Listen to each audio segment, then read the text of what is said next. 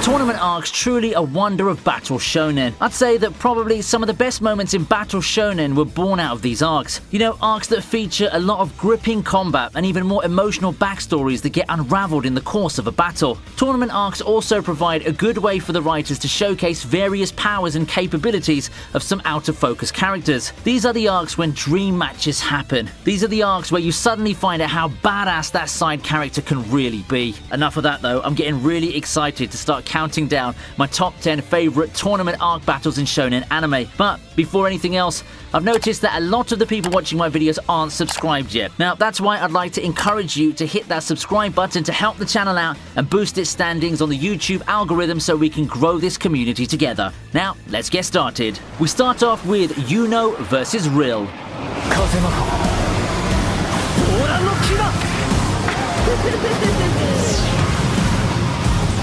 In contrast to the long, gritty wars that tournament fighters wage, this is a comparatively short fight. Shorter doesn't necessarily mean worse though, and while lacking the impact that those long, dramatic fights do, this battle does show a great exchange, made all the more enticing thanks to the anime team's work on the adaptation. It's a nifty exchange of counters between magical abilities. Yuno and Real decide to push the tempo to the next level, unleashing their trump cards. While Yuno seems to have the upper hand in the exchange, Real seems to just have the perfect counter for it. With their magical blast stalemating, the fight just ends. Yep, Real destroys his own crystal to end the match. An interesting thing here is that Real lost because of his own power here. It's a pretty nice fight, and while I wanted more of a conclusive finish, I think that the twist is quite cool and helps protect both combatants from future battles. Next, we go to one of the big up-and-coming hits in the shonen scene, Jujutsu Kaisen.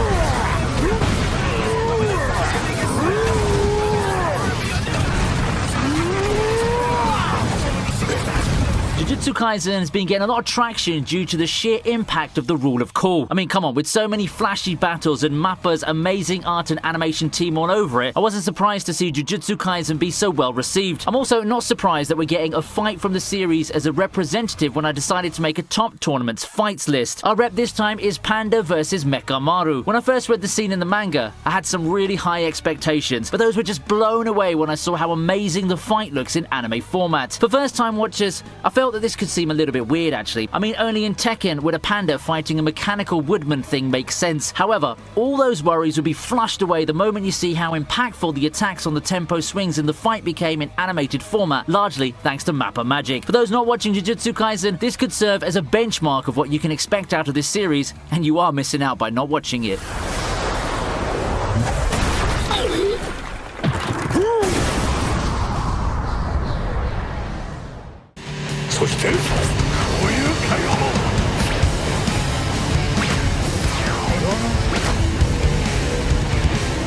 Next is Yujiro versus Gakugayo from Baki. For as long as I knew him, I've always seen Yujiro to be the ultimate last boss in Baki. That much is obvious, but unlike a lot of other supposed endgame villains in anime, Yujiro just seems too overpowered all the way through. I can't see any chink in his armor, and he's just an unstoppable force who simply stomps and bulldozes his way through fighting tournaments. Until though, he ran into Gakugayo. Make no mistake, I never thought that Yujiro would lose this fight, but Gakugayo had a lot of people in the first half by backing the former into a corner. A first half that consists of just a few seconds, but he did make Yujiro second think his relentless assault for a moment. Flashy techniques and all, Yujiro versus Gakugayo is basically a glorified stomp. That doesn't make it any less entertaining. In fact, I'd say that this sudden twist of Gakugayo seemingly having a chance, if even just for a split second, makes the fight worth the watch.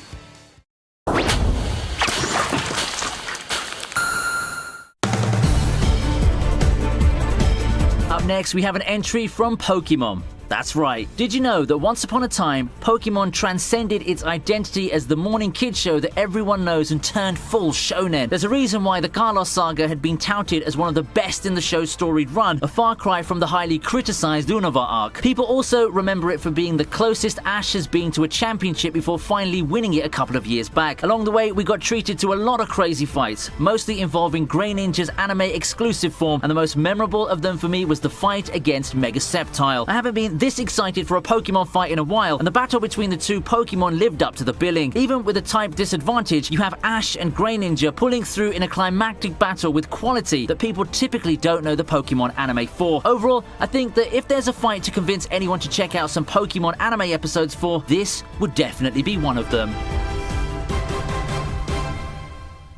Being a boxing anime and all, it's no surprise that Hajime no Ippo finds its way to the list. It's representative this time, Ippo vs Sendo.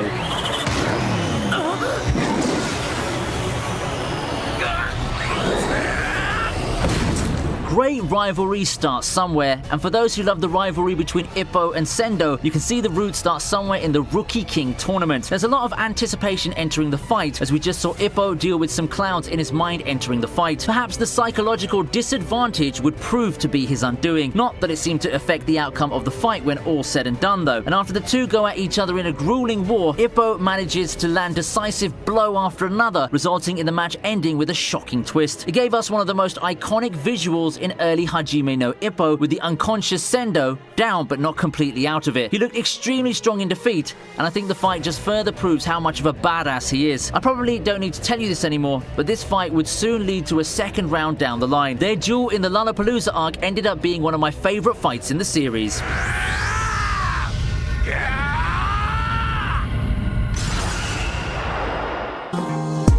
Before we move on to the next entry on the list, I'd like to take this time to thank today's sponsors, ExpressVPN. When trying to watch anime legally, you often find yourself blocked by region locks. I mean, we can't have everything now, can we, right? If you live somewhere that's not on the priority list for licensing companies like I do, these can end up being very annoying. However, I managed to find a way around that hurdle thanks to our best friend here, ExpressVPN. I use it to watch my favorite anime because my region doesn't support a lot of the cool shows with such thrilling fight scenes that we just went over. All I had to do was open up ExpressVPN and select the United States server, and boom! Now I can watch Hunter x Hunter like dozens of other anime on Netflix. For its cheap subscription price, you get some top-notch quality service and the fastest speeds available for any VPN software in town. Don't wait any further before taking this amazing package that I'll provide for you. 3 months of ExpressVPN for free.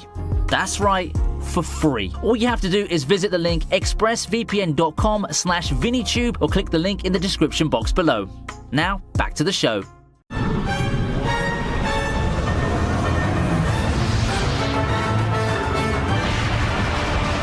Goku vs Jiren pretty much epitomizes what Dragon Ball's been known for. Explosions, insane powers after another, impeccable guts, and the will to win. Many consider the honorable Jiren to be one of the strongest mortals in the Dragon Ball Super universe. So what happens when he goes all out against the protagonist who knows no quit? Some Dragon Ball goodness, that's what. Even with Goku's multiple power-ups, he still finds himself on the ropes and on the brink of defeat. But as we know from Goku, defeat only serves as further motivation to go beyond his limits. It's an overwhelming display of power that Dragon Ball popularized, and it's great that newer generations of fans can enjoy the insanity thanks to Dragon Ball Super.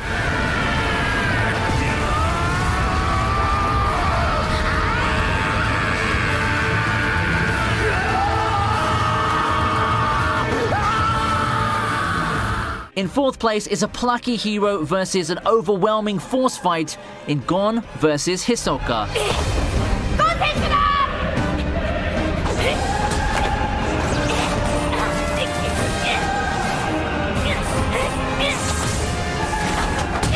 Heaven's Arena in Hunter x Hunter has had its fair share of noteworthy moments, and I'm positive that you fans remember that it also brought us one of the best tournament fights in the entire series, Gon vs Hisoka. By far one of the best fights in the series as a whole. I mean, we can argue that there are battles with more intensity and emotional impact, but who doesn't like an underdog fight? Especially one pitting our idealistic Sparkplug against one of the most sadistic villains anime's ever seen. Gon vs Hisoka was a fight where I just couldn't help but root for Gon, despite the huge disadvantage he's going up against. I can't imagine a scenario wherein Gon pulls out a win, but I can't certainly see a tie or an honorable loss, and that's really what happened. The fight shows off the combatants' creative arsenals and provides a good character development checkpoint for our hero. If you're a person looking to get into Hunter x Hunter, but want to just skim through the sagas and all, make sure you don't skip this specific fight for Heaven's Arena arc. Seriously.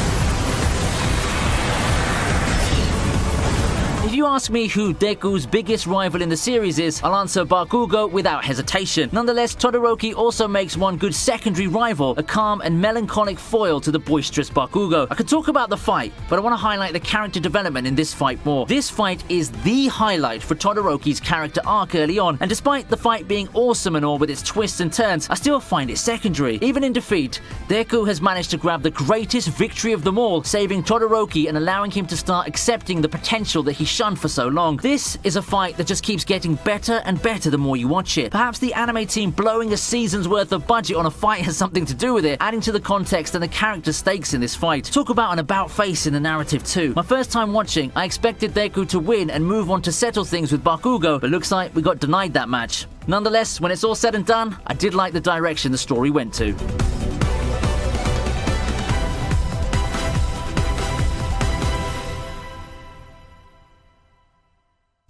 Let's travel back in time again for our second place fight, Yusuke versus Toguro.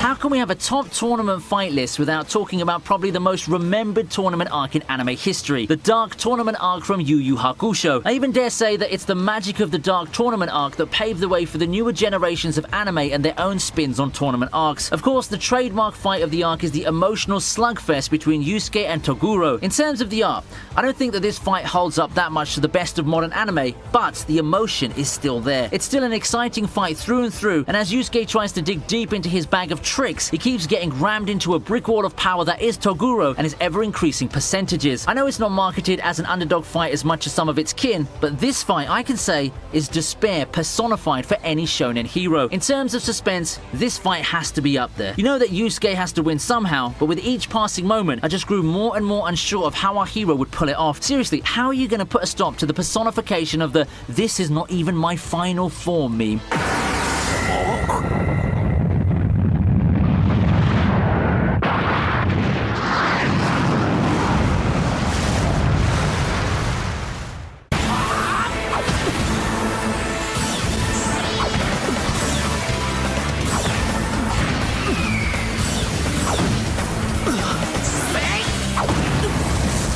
At the very top of the list is one of the best underdog fights in all of anime, Rock Lee vs. Gaara. There are lots of memorable moments in Naruto's Chunin exam arc. Among the numerous highlights that you can dig from this treasure of an arc is probably one of the best fights in the series that's really aged beautifully, Rock Lee vs. Gaara. In one corner, you have the stoic killer and arc boss material Gaara. One look and you immediately get the impression that this is the kind of character who'd be left for Naruto to defeat at the end of the arc. In the other corner is comedy mainstay Rock Lee, who's no slouch but has yet to prove himself to be a big threat. It should be a stomp to push Gaara and have him move on, right?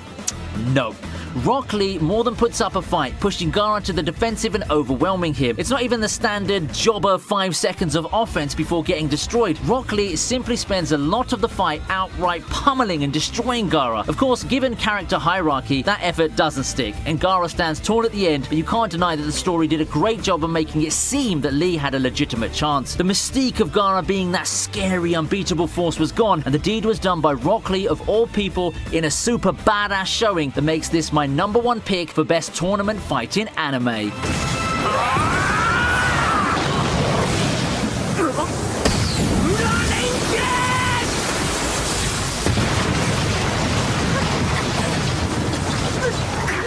That more or less wraps up this list, and I want to ask you this question. Do you think that Rock Lee vs. Gaara deserves the top spot? I'd love to hear your thoughts on this, so head off to the comment section if you want to share your opinions. Special thanks to Zodiac15 and all other Patreons for making this video possible. Don't forget to check out our sponsors of this video, ExpressVPN. Bypass all those pesky region locks and even browse sites not available in your region with the ever-trusty ExpressVPN now. For now, that's got to do it, and I'll see you next time.